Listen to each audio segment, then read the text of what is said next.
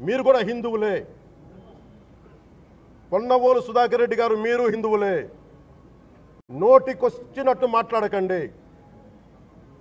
తమాషాలుగా ఉందా మీకు? సరదాలుగా ఉన్నాయా? మొన్నటికి మొన్న ప్రకాష్ రాజ్ గారు మాట్లాడారు నా మీద. అరే నేను మాట్లాడుతుంది ఒక హిందువులు అపవిత్రం గురించి మాట్లాడుతున్నాను. ఇందులో ప్రకాష్ రాజ్ గారికి సంబంధం ఏంటి? ఇందులో నేను ఇంకొక మతాన్ని నిందించానా? ఇస్లాంని నిందించానా? క్రిస్టియానిటీని నిందించానా?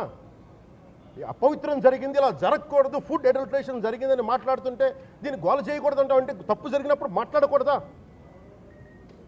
ఒక అపవిత్రం జరిగితే మాట్లాడకూడదా? దేవతా విగ్రహాలను శిరచ్ఛేదం చేస్తే మాట్లాడకూడదా?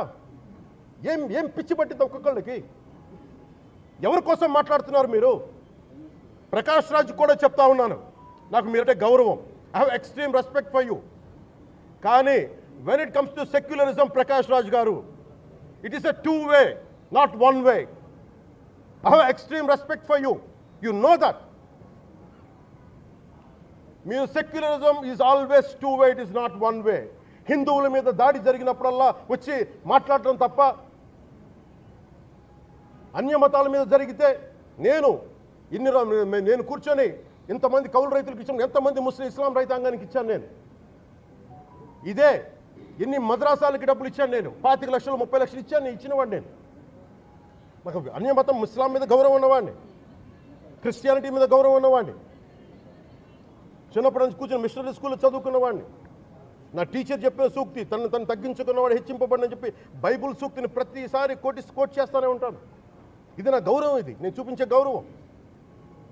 మీరు మాట్లాడితే కూర్చొని నేను పాటించే ధర్మానికి అపవిత్రం జరిగినప్పుడు మాట్లాడకూడదు, మౌనంగా ఉండాలి. సెక్యులరిజంకి విఘాతం అంటే ఏంటి? సెక్యులరిజంకి విఘాతం? నా ఇంటి మీద దాడి జరిగినప్పుడు నేను మాట్లాడకూడదా? నా ఇల్లు 10 మందికి ఆశ్రయం ఇస్తుంది.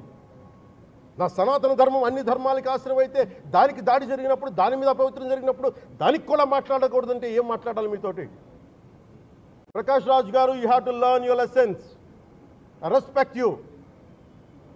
It's not just Prakash Raj garu, all the people who thinks in the name of secularism, you're going haywire. Let me tell you guys, we are extremely hurt. Don't make a mockery out of our sentiments. We are deeply, deeply hurt. It's not fun for you, maybe it might be fun for you. It is not fun for us. It's a deep anguish, deep pain. Don't you ever forget. Before you come and think 100 times and talk about Sanatana Dharma. Enough of this. చాలు. ఇష్టానికి మాట్లాడుతూ ఉన్నారు సనాతన ధర్మం మీద. అయ్యప్ప స్వామి మీద మాట్లాడతారు, సరస్వతి దేవి మీద మాట్లాడతారు. అల్లా మీద మీరు మాట్లాడగలరా? మొహమ్మద్ ప్రవక్త మీద మీరు మాట్లాడగలరా?